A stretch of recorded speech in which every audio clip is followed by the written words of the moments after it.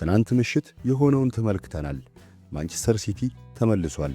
ያ ለዓመታት የፕሪሚየር ሊጉን ቡድኖች ሲያንቀጠቅጥ የነበረው የፔፕ ጋርዲዮላ ማሽን ድምፁን በድጋሚ ማሰማት ጀምሯል።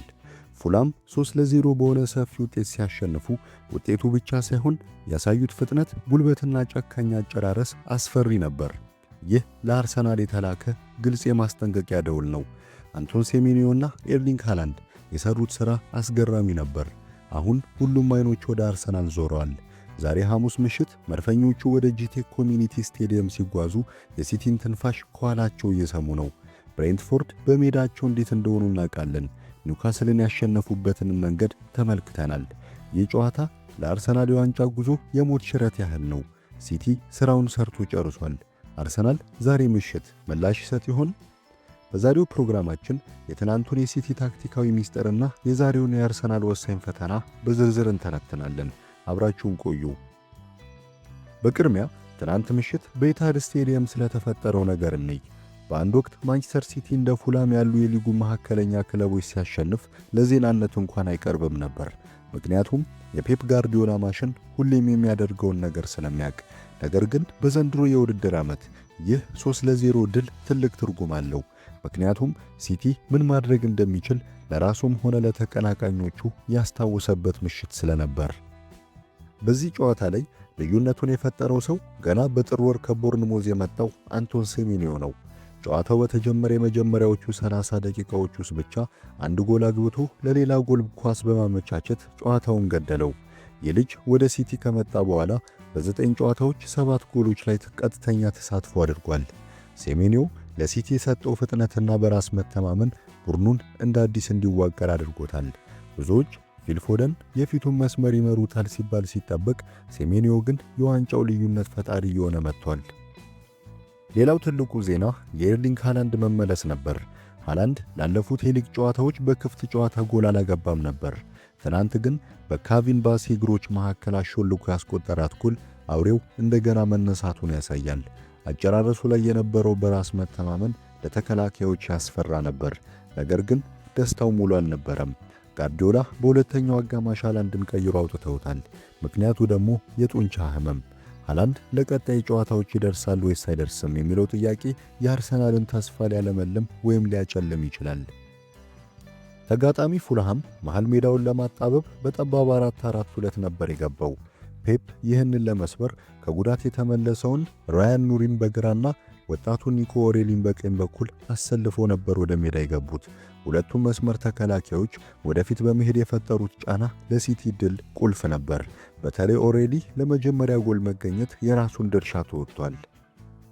እንግዲህ ይህ የሲቲ ድል በአርሰናል ቤት ምን ይፈጥራል? በአርሰናል ደጋፊዎች ዘንድ ፍርሃት መፍጠሩ አይቀርም። በሌላ በኩል የሲቲ ደጋፊዎች ደግሞ ወደ ቤታቸው ሲመለሱ ዋንጫው የኛ ነው፣ የማይቀር ነው የሚል ስሜት ይዘው ነው። ሲቲዎች ፉላምን በማሸነፍ ነጥባቸውን 53 አድርሰዋል። አርሰናል 56 ነጥብ ይዞ በ3 ነጥብ ልዩነቱን ይመራል።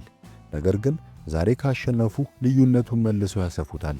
ከተሸነፉ ወይም አቻ ከወጡ ግን የሲቲን ትንፋሽ በአንገታቸው ስር ይሰማሉ። ይህ ስነ ልቦናዊ ጫና አደገኛ ነው።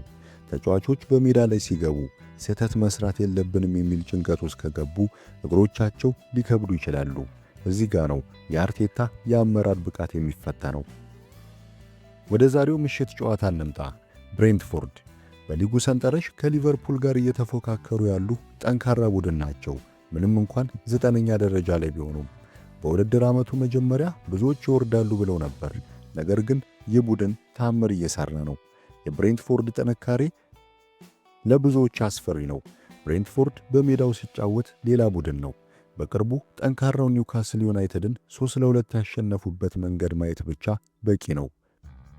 በዚህ ቡድን ውስጥ ኢጎር ቲያጎ የተባለውን ተጫዋች ለይቶ ማየት ያስፈልጋል። ኢቫን ቶኒንና ዮሐን ዊሳን ተክቶ በሊጉ 15 ጎሎችን አስቆጥሯል።